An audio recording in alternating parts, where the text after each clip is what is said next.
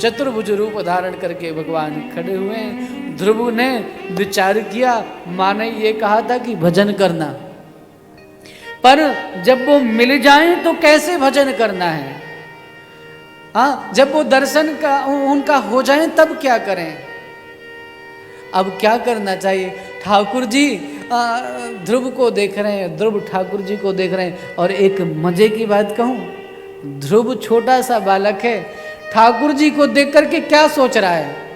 ये मैं नहीं कह रहा हूं, भागवत कह रही है। भागवत जी कह रही है कि ध्रुव सोच रहे हैं कि इनको आंखों से पी जाऊं, जीभ से चाटूं इनको, ये भागवत जी कह रही है। और नासिका से इनको सूंघ लूं। अपने छोटे छोटे नन्हे से हाथों में भगवान को भुजपास में आबद्ध करना चाहता है, भरना चाहता है। फिर सोचता है कि ये तो इतने बड़े हैं, मैं इनको कैसे अपनी भुजपास में आबद्ध कर पाऊंगा। श्री ठाकुर जी से अपने भक्त की पीड़ा देखी नहीं गई।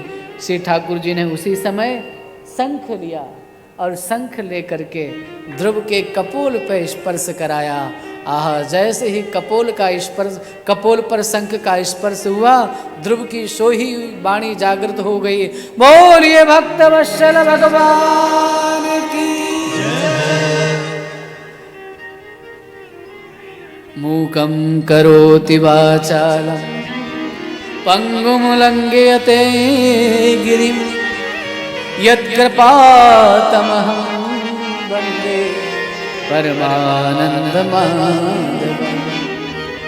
सोई हुई वाणी जागृत हो गई, सब दर्शन करके आनंदित होने लगे और फिर जो अनुभव किया था उसी को अपने शब्दों में पिरो दिया। जिन्होंने मेरी वाणी को जगाया है, हे प्रभु, आपने ही अभी अभी मेरी सोई हुई वाणी को जागृत किया है। आप यदि मुझ पर प्रसन्न हैं तो एक वरदान दीजिए। भक्ति मुहु प्रभवताम त्वयि में प्रसंगो, मुझे आप अपनी भक्ति दे दीजिए। अगर भक्ति ना दे सकें तो अपने भक्त जनों का साथ दे दीजिए। भगवान ने कहा, नहीं नहीं, अभी तो मैं तुझे राजा बना हुआ देखना चाहता हूँ। क्या? राजा। जैसे एक माँ के मन में लालसा होती है कि वो समय कब आएगा जब मेरा बेटा दूल्हा बनेगा, डॉक्टर बनेगा, इंजीनियर बनेगा, वकील बनेगा, नेता बनेगा। ये नहीं सोचती है माँ। माँ सोचती है वो दिन कब आएगा जब मेरा बेटा दूल्हा बनेगा। अच्छा, इस बात की माँ को चिंता भी बहुत ज्यादा रहती है। प्रेम से बोलिए राधे राधे। रहती है ना? हाँ। एक बार एक माँ शिकायत लेकर के आई कि महाराज, मुझे अपने बच्चे की शादी करनी है, मैं बहुत चिंतित रहती हूँ। मैंने कहा, चिंता की क्या जरूरत है? बोले, नहीं, आजकल बहुएं अच्छी नहीं आ रही ना। तो मैंने कहा, मैया इसमें बुराई क्या है? एक जमाना था जब हर बहू सोचती थी कि सास कैसी मिलेगी। सबको यही था, महाराज सास कैसी मिलेगी। अब जमाना बदला है, बहुओं ने ऐसा रूप दिखाया, अब हर सास चिंतित है, महाराज बहू कैसी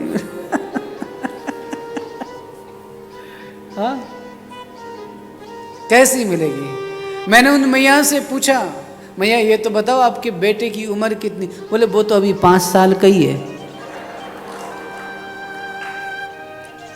5 साल का है और इतने पहले से आपको चिंता है।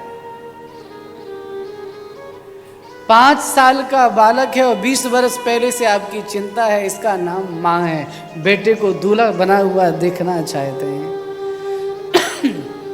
ठाकुर ने ध्रुव से कहा, मैं भी तुझे दूल्हा जैसा देखना चाहता हूँ, सिंहासन पर बैठा हुआ देखना चाहता हूँ। मेरा भक्त भी सिंहासन पर बैठेगा तो उसका शासन कैसा होगा,